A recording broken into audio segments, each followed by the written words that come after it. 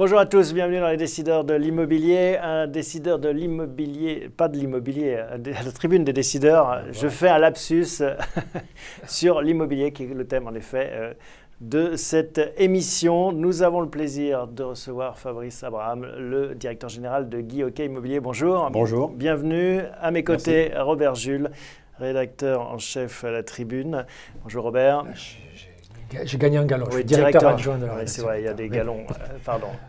Donc l'amiral Robert Jules à nos côtés.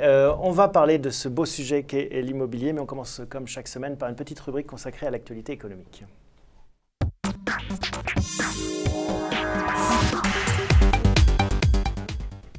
Une actualité économique et générale au sens large. On va commencer par quelque chose d'anecdotique, mais qui n'est pas éloigné de l'immobilier. Ce sont ces fameux détecteurs de fumée que l'on doit installer maintenant, vissés au plafond, dans toutes les maisons, appartements de France et de Navarre. Comment est-ce que vous vivez une telle mesure? Est-ce que pour vous, ça fait sens d'imposer ça à l'ensemble des Français? Ça fait sens, c'est contraignant, mais ça fait sens. La loi Morange, vous venez de la rappeler, impose l'installation d'un détecteur de fumée dès le 8 mars, donc ça arrive. Il faut comprendre que ça répond à un triste bilan en France, de 800 morts, de 10 000 sinistres, et qu'il est important finalement d'installer un détecteur. La loi prévoit un détecteur par logement. Je conseille d'en mettre un par niveau quand on peut le faire. Donc ça risque de changer, de faire baisser. C'est un peu comme les accidents de la route finalement. Le but c'est de faire baisser ces drames. Oui, c'est l'objectif. Et ça suffit pour vous? Vous dites c'est une mesure qui est intéressante, qui va faire bouger l'aiguille, ou c'est marginal? À mon sens, c'est marginal, même si le sujet est très sérieux. Je vous parlais de 800 morts en France chaque année, de 10 000 sinistres. Et un sinistre, c'est à la fois un drame familial qui s'opère, où l'on perd son bien immobilier, tout ou partie. Donc il est important de voir arriver cette loi sur l'immobilier. Moi, je m'en réjouis, même si j'ai bien conscience que ça contraint quelques Français d'installer. Cette obligation résulte d'ailleurs pour l'ensemble des Français, qu'ils soient propriétaires ou locataires. Par ailleurs, le détecteur de fumée, il détecte le fait qu'il y a un feu. Il ne va pas arrêter le feu par lui-même. Non, oui, il est un peu tard, mais ça évite peut-être certains dommages. C'est un avertisseur sonore qui prévient lors du sommeil, notamment. Plus vite, notamment la nuit, oui. Alors, on a l'habitude d'interroger les grands chefs d'entreprise qui défilent dans cette émission. Vous avez 500 agences immobilières réparties sur tout le territoire, dans le réseau Guy Hockey l'immobilier. Et vous prenez le pouls justement de ce marché immobilier au-delà de la température économique de ce pays. Comment est-ce que, c'est la grande question à 1000 francs, à 1000 euros. Je ne suis pas sûr de les avoir sur moi. Voilà, plus personne ne les a sur soi. Comment est-ce que vous voyez l'économie actuellement? Quel est votre sentiment? Reprise ou pas reprise? Le marché de l'immobilier, sans aller bien, va mieux que prévu, en tout cas mieux que ce que l'on peut entendre habituellement. Et d'ailleurs, les experts qui, de leur voix imprécatrice, nous prédisent l'éclatement de la bulle seront encore déçus en 2015 parce qu'il n'y a pas plus d'éclatement que de bulles. C'est en fait un marché, l'immobilier, qui corrige ses excès en douceur, comme en témoigne le prix notamment. Les prix ont fait moins 2% au national en 2014. Mais avant de rentrer dans l'immobilier, parce qu'on va en reparler en détail, et vous nous expliquerez tous vos arguments, mais sur l'économie en général, le sentiment économique global de ce pays, dans un pays qui n'a pas de croissance, un pays où il y a beaucoup de chômage, est-ce que ça va mieux? Est-ce que 2015 s'annonce mieux pour vous? Est-ce que vous avez déjà une remontée, un sentiment? Moi, j'ai le sentiment que le niveau de confiance des Français est en berne. Et c'est de cela dont nous souffrons bien plus que des marqueurs de l'économie qui, si on veut bien les regarder, ne sont pas tous très mauvais. La chute du pétrole notamment, notre devise, l'euro qui baisse, sont autant d'indicateurs qui marquent une reprise possible, pour autant que les Français en soient convaincus. Et c'est de cela, c'est-à-dire du niveau de confiance en berne, dont nous souffrons en ce moment. Donc, ce niveau de confiance, vous le mesurez comment? Par des clients qui voudraient bien acheter, mais mettent du temps à se décider? Oui, je vais vous donner 3 indicateurs. Nous réalisons sur les 3 derniers mois 57% de visites supplémentaires. Dans le même temps, il y a une évolution de la demande d'acquisition de 15%. mais une contraction des volumes de vente de 5%. Une fois que je vous ai donné ces 3 indicateurs, vous comprenez que l'acquéreur a bien compris qu'il avait la main, qu'il a repris la main sur ce marché, mais il hésite. Et pour passer à l'acte, il doit être convaincu de faire une bonne affaire, sinon il visite toujours. Et dans ce cas-là, le rôle des banques, vous le voyez comment? Les banques jouent à fond de ce que je constate sur le terrain. Les banques jouent à fond leur rôle. Alors je sais qu'on entend tout et son contraire, là aussi. On entend que les conditions d'octroi sont resserrées des banques, mais je les vois accorder des crédits, parfois sur du 110%, ce qui ne se faisait plus, et sur des durées extrêmement longues, du 30-35%. Bon, 30-35 ans, pardon. Ouais, décidément. Voilà donc pour l'actualité. On va passer tout de suite au cœur de ce sujet, de cette émission consacrée à l'immobilier.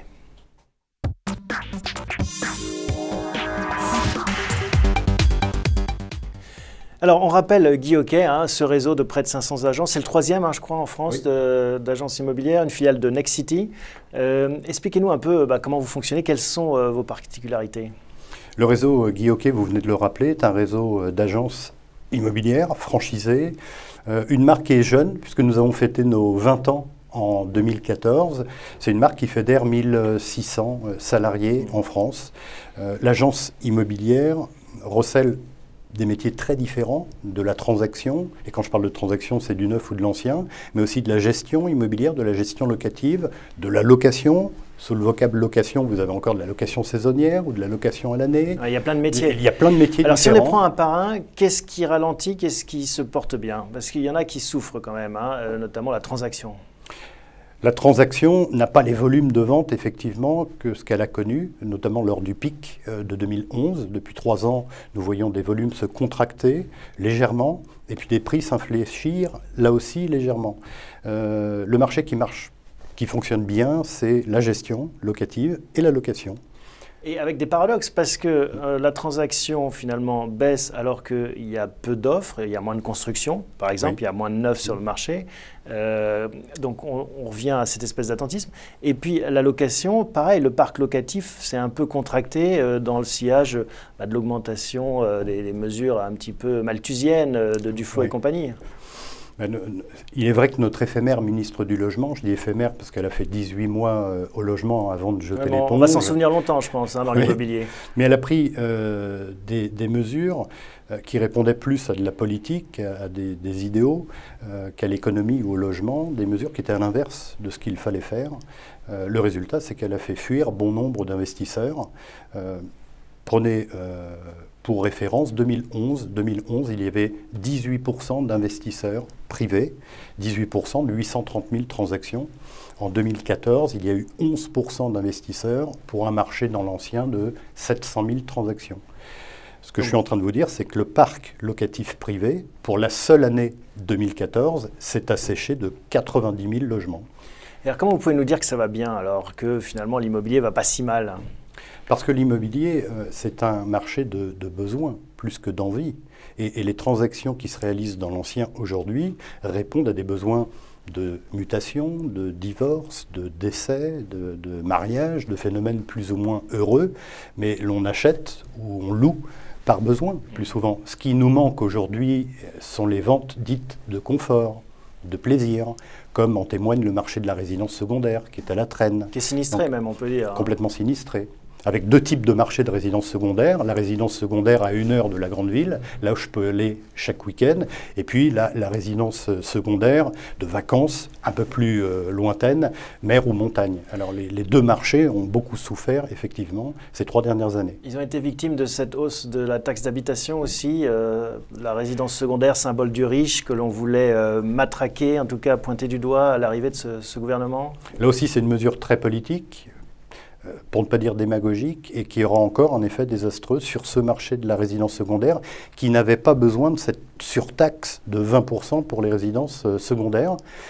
Je rappellerai simplement que la France est championne du monde des résidences secondaires. Il n'y a pas un pays où l'on voit autant de résidences secondaires, qui représentent 10% du parc de logement, 12 fois plus de résidences secondaires qu'en Allemagne, par exemple. C'est le moment d'acheter une maison de campagne ou toujours pas? Si vous voulez faire une belle affaire, oui. Est-ce que Manuel Valls a corrigé les excès de la loi Duflot?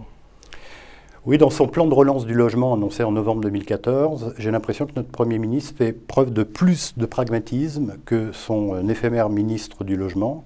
C'était sous Jean-Marc Ayrault, hein, je crois, qu'elle a surtout sévi. Alors déjà, il a revu l'encadrement des loyers, promis à plusieurs villes. Cet encadrement des loyers, vous savez qu'il est réduit à Paris à titre expérimental sur 1 an et qu'il concernera les nouvelles mises en location. Donc un encadrement des loyers extrêmement limité à la seule agglomération parisienne. Puis nous avons échappé également à cette fameuse GUL dont on parlait, la garantie universelle des loyers, une sorte de sécurité sociale qu'on allait fabriquer pour gérer les impayés des locataires défaillants. Donc ça aussi a été mis de côté fort heureusement. Pour vous, quelles seraient les mesures que le Manuel Valls pourrait prendre pour améliorer le marché de l'immobilier? Qu'est-ce qui vous semblerait le plus pertinent? La France souffre d'un manque de logement. Ça, on fait ce constat depuis des années. Ce qui n'a pas échappé aux politiques d'ailleurs, puisque Hollande l'a cité comme une promesse de sa campagne. 2,5 millions de logements supplémentaires sous son quinquennat, c'est-à-dire 500 000 constructions par an. Ça, c'est la promesse. On est tombé à 300 000 Oui, c'est la promesse électorale de construire 2 500 000 logements en 5 ans. C'est-à-dire 500 000 à l'année. Nous en construirons en 2014 à 300 000. Les chiffres sont révisés. On parlait de 290 000. On sera plus près des 320 330 000. En tout cas, c'est inférieur à l'objectif et à la promesse de 500 000. Et puis inférieur à ce qui se faisait même avant 2012, puisqu'on en construisait 400 000 logements en France. Et la France souffre de ça, d'une pénurie de logements. Pour vous fixer les idées, nous avons construit en 2014 autant de logements, pas plus, qu'en 1993, avec 10 millions d'habitants supplémentaires. Donc, avec autant de logements qui manquent dans notre pays, dans ces conditions, les prix ne peuvent pas baisser, en tout cas pas dans des proportions ou dans des conditions abyssales. Et pourtant, ils baissent là quand même. Les prix, oui. C'est une baisse depuis des prix 3 ans, en ils s'effritent un peu, non? Après le pic haussier de 2011, les prix s'infléchissent de 2% par an au national depuis 3 ans, c'est-à-dire moins 6%. Sur les 3 ans. C'est une logique déflationniste aussi. Oui, évidemment. Quelque part, en tout cas dans les esprits et un peu dans les chiffres. Ça veut dire quoi? Ça veut dire que les gens vont continuer d'espérer que ça baisse davantage. Et c'est là où vous leur dites, c'est pas si simple, hein, parce qu'il n'y a pas finalement assez d'offres. Avec la pénurie de logements, les prix ne peuvent pas baisser comme beaucoup attendent qu'ils baissent. C'est ce que je constate. Et je considère que c'est vraiment le moment d'acheter, puisque l'acquéreur peut profiter de la baisse conjuguée, faut-il le rappeler, des prix, comme vous le soulignez, mais aussi des taux d'intérêt, qui sont un taux historiquement bas. Et l'acquéreur peut profiter de stocks de biens à vendre comme il n'a jamais eu. On dit souvent qu'il faut négocier... Pardon, Robert. Non, mais justement, pour en revenir aux mesures que je vous demandais, vous dites donc la pénurie de logements, donc que faudrait-il faire pour relancer la construction Dès lors, le corollaire, c'est de libérer plus de foncier. Vous savez que l'État, les collectivités locales disposent de foncier. Il est fort simple de contraindre les promoteurs à un prix au mètre carré réduit dès lors qu'ils libèrent ces collectivités locales des prix de foncier, des prix au mètre carré du foncier à tarif réduit. Puisque si vous faites l'addition du foncier que libère l'État ou la collectivité, plus la TVA, les deux représentent plus de 50% du prix des logements qui sont construits en France. Donc je pense que les politiques tiennent aussi une partie des prix de l'immobilier et de la réponse. Alors on a des questions d'internautes qui arrivent nombreuses. Ne pensez-vous pas qu'une commission fixe sur les ventes de biens permettrait de limiter l'envolée des prix tel qu'on l'a connu depuis les années 2000, les agents étant financièrement incités à suivre les desiderata des vendeurs? En fait, c'est une question qui revient aussi. Il y avait une autre question un peu plus tôt.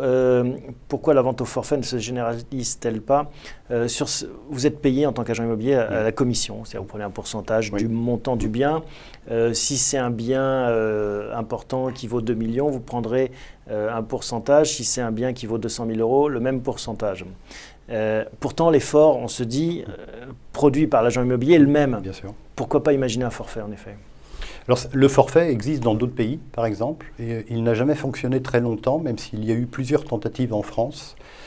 car le forfait, faire un forfait d'honoraires à 8 000 €, serait vite considéré par nos clients, notamment les plus démunis, comme très injuste, puisque l'exercice consisterait à prendre 8 000 €, quel que soit le prix du logement ou du bien vendu. Donc c'est une tentative, il y en a eu plusieurs depuis plus de 30 ans dans l'immobilier, mais aucune n'a réellement fonctionné et a satisfait le client. Les honoraires sont en moyenne de 4% du prix de vente, tels qu'ils sont perçus par l'agence immobilière. Ces 4% sont... Donc au-delà de 200 000 €, le forfait est intéressant, mais en dessous de 200 000 €, ce n'est pas intéressant. Le prix moyen, c'est pas loin de 200 000 € c'est ça, en France. 194 000 €, Ouais. c'est 200 000. Donc il y a une moitié qui serait contente et l'autre non. Oui, absolument. C'est un pourcentage du prix de vente qui est en considération des services rendus aux vendeurs, aux propriétaires vendeurs, puisque l'agent immobilier mettra environ 3 mois, le délai de vente moyen est de 95 jours en France, donc l'agent immobilier mettra en moyenne 3 mois à vendre le bien et sera payé que s'il l'a vendu. Ce qu'il fait une fois sur 5, puisque dans 4 fois sur 5, il ne parvient pas effectivement à trouver preneur, et ce sera une autre solution qui permettra de vendre le bien.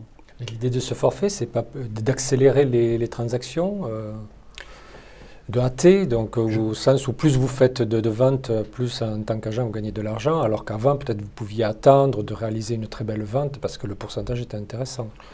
Mais il faut comprendre que ce n'est pas les honoraires de l'agent immobilier qui bloquent le marché ou qui contribuent à l'envolée des prix. C'est illusoire de le croire. Je veux bien que l'approche soit comprise par le plus grand nombre et que chacun s'accorde à baisser la rémunération de l'agent immobilier, mais... Et c'est un autre débat, je veux bien m'y soumettre, mais ne croyez pas un instant que les honoraires de l'agent immobilier soient responsables de l'envolée des prix et du blocage du marché actuel. Est-ce que la solution serait tellement facile dès lors. On entend souvent dire que maintenant, quand on voit un prix facial d'une petite annonce immobilière dans une vitrine ou sur un journal, il ne faut pas hésiter à demander 30% de remise et que les prix finalement faciaux n'ont plus rien à voir avec la réalité du marché. C'est ce que vous constatez? Est-ce qu'il y a cette demande de la part des acheteurs potentiels? Vous pouvez demander. C'est-à-dire qu'on ne peut pas reprocher à un acquéreur de chercher les moins 30%. Ce n'est pas pour autant qu'ils lui seront accordés, parce que pour réaliser une transaction, il a échappé à personne qu'il fallait un vendeur et un acquéreur. Et que notre métier, et c'est toute notre valeur ajoutée, c'est de rapprocher les deux volontés. Aujourd'hui, les propriétaires sont plus lucides, c'est-à-dire qu'ils lisent, entendent, voient ce que vous dites, et ils ont compris qu'on n'était plus sur des logiques comme ce que nous avons connu de 1998 à 2008, où les prix prenaient 10% par an. Quand un propriétaire met son bien trop cher, chaque mois l'écartera d'autant plus de la réalité des prix pratiqués. Donc les propriétaires sont plus lucides sur leurs prix, et là l'agent immobilier doit fournir un travail très sérieux au moment de l'estimation du bien pour faciliter le rapprochement entre l'offre de l'acquéreur et la volonté du propriétaire de vendre. Question de Momo, à quand la stabilité fiscale sur l'immobilier? Peut-on gagner de l'argent dans l'immobilier locatif aujourd'hui? Oui, mais comme Momo, j'attends une grande stabilité fiscale. Tous les Français, j'ai l'impression. Parce que c'est de cela dont on souffre. C'est-à-dire que je veux bien m'accommoder d'un gouvernement de droite comme de gauche comme de droite, et j'ai jamais fait de politique dans mon business, mais pour autant qu'il y ait une ligne claire. Et ça, c'est sur la stabilité fiscale. Tout le monde peut la souhaiter, en effet, on est d'accord avec Momo. Mais sur la deuxième partie de la question, peut-on gagner de l'argent dans l'immobilier locatif aujourd'hui? Oui, très clairement, oui. Alors, vous pourrez me soupçonner d'être dans mon rôle en vous disant qu'on peut acheter. Vous n'aurez pas complètement tort, d'ailleurs, mais je reste profondément, intimement convaincu qu'il y a des revenus, de l'argent à gagner dans l'immobilier pour un placement locatif. D'ailleurs, est-ce qu'il y a des zones à privilégier ou des types de biens à privilégier? Qu'est-ce qui est porteur actuellement pour un investisseur? Alors tout dépend de ce que vous cherchez. Si vous cherchez la réduction d'impôt, il faudra aller vers un Pinel dans le neuf, parce que je trouve que le dispositif Pinel est intelligent. Si vous cherchez du revenu, donc du rendement, vous irez dans l'ancien, dans un immeuble, s'il s'agit d'un appartement qu'il faut regarder, parce qu'il ne faut pas que les charges de copropriété obèrent votre rentabilité. Et puis il faudra aller sur des marchés en périphérie des grandes villes, pour autant que ces marchés ne soient pas dépourvus de transport et de services publics. Parce qu'il y a une grande disparité. On parle des baisses des prix de moins de 2% à l'échelle de la France. En effet, il y a des zones plus ou moins dynamiques, plus ou moins en forme. C'est quoi les deux extrêmes? Il y a Paris, j'imagine, d'un côté de l'échelle. C'est ça. Vous avez raison de le rappeler. Il n'y a pas un marché immobilier, il y a plusieurs marchés. Et que dire que la France a fait en 2014 moins de 2% au niveau des prix au national, c'est pas dire grand-chose, parce que tout cela masque des disparités régionales, avec des villes comme Bordeaux, par exemple, qui tient la cote, où les prix continuent à évoluer, avec à Paris... la hausse, vous voulez dire? À la hausse, pardon. Avec Paris, où on est toujours dans les 8 000 € le mètre carré et qui tient bien la cote, et d'autres régions, je pense à des villes de moins de 20 000 habitants, dans lesquels il n'y a pas toujours de bons services de transport public, où les prix ont dévissé de 12 à 15% pour la seule année 2014. Donc il y a des contrastes étonnants et qu'il faut observer en fonction à la fois des provinces, des marchés, mais souvent sur la même ville, avec des logiques de quartier. C'est-à-dire que vous pouvez avoir sur des villes des quartiers qui voient leurs prix encore en augmentation et d'autres quartiers sur lesquels les prix s'infléchissent. La question des primo-accédants aussi, elle se pose pour beaucoup. Vous les avez vus déserter, ça, les primo-accédants, il y en a moins qu'avant. Oui, 2014, c'est un marché immobilier porté majoritairement par les secondo-accédants. Ils représentent, ces primo-accédants, 30% des transactions, 30% des 720 000 transactions qui se sont réalisées en 2014. Ils représentaient 40% il y a 3 ans. Donc on voit bien une diminution forte du nombre de primo-accédants. C'est un paradoxe. Comment vous l'expliquez, oui. C'est un paradoxe. Je ne suis pas sûr de pouvoir l'expliquer en considération de taux d'intérêt très bas, de prix qui s'infléchissent depuis 3 ans et d'un stock de biens à vendre, c'est-à-dire d'un élément de comparaison comme ils n'ont jamais eu. On vient à la confiance, une crainte sur l'avenir. Oui, parce que notre marché répond finalement à 3 indicateurs. Le premier est un indicateur très irrationnel, c'est le niveau de confiance. Et c'est de cela dont nous souffrons. Et puis il y a 2 autres indicateurs plus rationnels, comme l'économie en général, ou le politique en particulier. Quel est l'âge moyen de l'acquéreur en France aujourd'hui? 33 ans. C'est jeune. C'est très jeune. L'aspiration à la propriété est une aspiration très forte en France, plus que dans d'autres pays. Et en moyenne, l'âge est de 33 ans.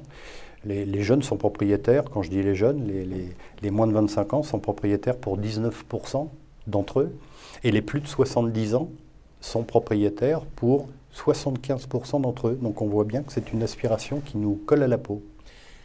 Autre question d'un internaute, redoutez-vous l'arrivée de Stéphane Plaza sur ce marché, le célèbre animateur d'M6 qui lance sa chaîne, son réseau d'agences? Oui, j'ai vu ça. Je lui souhaite la bienvenue dans l'immobilier. C'est un animateur vedette, on le connaît tous sur M6. Il a eu un mérite, celui de faire connaître le métier d'agent immobilier. Oui, parce qu'il est agent immobilier à la base, oui. Lui-même. Je lui souhaite la bienvenue dans l'immobilier. J'ai appris que la chaîne M6 avait levé des fonds pour qu'il monte un réseau d'agences immobilières franchisées. Alors, l'émission est très bien faite. Je regrette simplement, et c'est un paradoxe dans notre pays, le homestaging qu'il propose, c'est-à-dire que cette mise en scène des biens qu'il faut dépersonnaliser, qu'il faut le rendre le plus neutre possible, cette technique de vente qui consiste à embellir un bien pour en obtenir le meilleur prix. Donc le homestaging ne marche pas en France. A contrario d'autres pays, je pense au Canada, aux États-Unis, en Angleterre, où ça marche très bien. Marche pas en France, hein, moins de 1% des ventes en 2014 ont fait l'objet d'un homestaging. Ça ne marche pas parce que même si le homestaging est peu onéreux, c'est 2 à 3% du prix de vente, eh bien, il s'opère à un moment où le propriétaire attend plus son produit de la vente que vouloir réaliser un investissement pour vendre son bien. Donc c'est encore une fois ce que vous dites, étonnant. C'est qu'il y aura peut-être un gap entre la fiction, ou en tout cas la télévision, et puis la réalité, si c'est le modèle qu'ils cherchent à développer. Oui. Oui, tout comme il n'est pas facile de tutoyer un client dès le premier instant et de lui donner des conseils pour déco, sauf à être avec 3-4 caméras. Est-ce que d'une manière générale, vous n'avez pas peur, enfin la profession n'a pas peur de se faire, comme disait Maurice Lévy, ubériser? Est-ce que l'arrivée du numérique et d'Internet risque pas, enfin je sais que vous avez déjà fait des efforts, mais est-ce que ça ne peut pas s'accélérer comme on l'a vu dans d'autres professions? Oui, ça fait un moment, 99, l'émergence du web, qui nous a obligés à repenser notre profession, où l'agent immobilier était un simple intermédiaire entre deux parties. Finalement, l'agent immobilier vendait cher, vous l'avez dit tout à l'heure, une information qu'il était le seul à détenir d'un bien à vendre ou d'un bien à louer. Aujourd'hui, cette information est disponible sur le web, il suffit de 3 clics pour même géolocaliser le bien. Donc ça nous a demandé de réinventer notre métier et d'offrir plus que notre rôle d'intermédiaire et d'offrir des prestations dans le cadre d'un déménagement, dans le cadre de diagnostic, d'apporter plus de services. Et finalement, c'est très heureux. Ça nous a un peu piqué les fesses, si je puis dire, mais ça nous a obligés à aller plus vite vers notre gamme de services et à enrichir finalement la prestation que nous livrons aux clients. Vous avez fait toute votre carrière dans l'immobilier. On va revenir sur ce parcours dans la dernière partie de l'émission.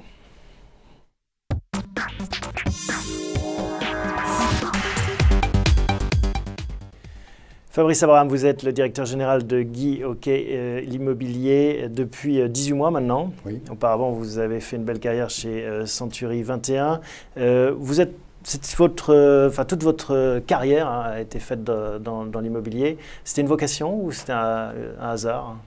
L'immobilier est mon métier, ça fait 25 ans que je le pratique. C'est un métier qui s'est imposé à moi par une rencontre d'un homme, d'un grand nom de l'immobilier, qui m'a permis de découvrir ce beau métier, qui est vraiment un beau métier. Je dirais que c'est le plus beau métier après celui de sage-femme. Qu'est-ce qui vous passionne c'est que nous rentrons dans l'intimité des Français. C'est-à-dire que l'agent immobilier, quand il fait bien son métier, peut conseiller des familles à un moment et sur des séquences de vie très importantes, comme un divorce, des décès, des phénomènes heureux ou malheureux, dramatiques parfois.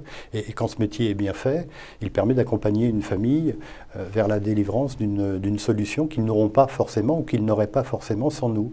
Et que c'est un métier, je vous le disais tout à l'heure, qui héberge 17 métiers différents.